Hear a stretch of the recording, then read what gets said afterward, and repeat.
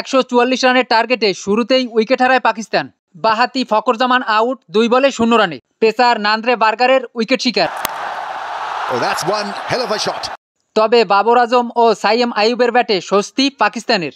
পাওয়ার প্লের 10 ওভারে স্বাগতিকদের সংগ্রহ 1 উইকেটে 59 run. Babar Azam run out 32 বলে 27 রানে। দলীয় 63 রানে পাকিস্তানের দ্বিতীয় উইকেটের পতন। ওপেনার সাইম আইয়ুব 39 বলে ব্যাক টু ব্যাক অর্ধশত পূর্ণ করে। এটি ক্যারিয়ারের তৃতীয় অর্ধশতক। 17.5 ওভারে পাকিস্তান স্কোরবোর্ডে 2 উইকেটে 17 রানে পৌঁছে। ম্যাচে জয়ের দ্বার প্রান্তে ম্যান ইন গ্রিনরা। সাইম আইয়ুব আউট 70 বলে 77 রানে। 130 রানে পাকিস্তানের তৃতীয় উইকেটের পতন। পাকিস্তানের জয়ের জন্য দরকার মাত্র 14 রান। 25.1 ওভারে 3 উইকেট হারিয়ে জয় তুলে নেয় পাকিস্তান। 7 উইকেটের বিশাল জয়ে 2-1 সিরিজ জিতে নিল পাকিস্তান। মোহাম্মদ রিজওয়ান অপরাজিত 45 বলে করেন 32 run. Man of the series নির্বাচিত হন দক্ষিণ আফ্রিকার opener Quinton de Kock.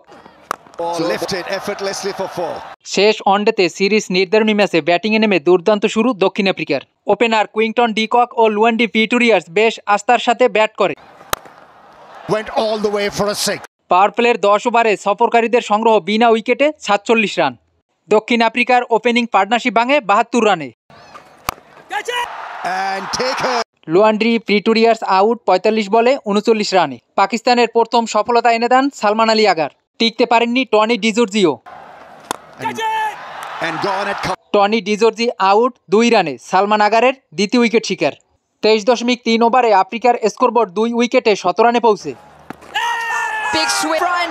Quinton de Kock 32তম অর্ধশতর পরই বিদায় 70 বলে 53 রানে। এরপরে পাক বোলারদের বোলিংয়ে আফ্রিকা 13 রান তুলতে হারায় আরও 4 উইকেট।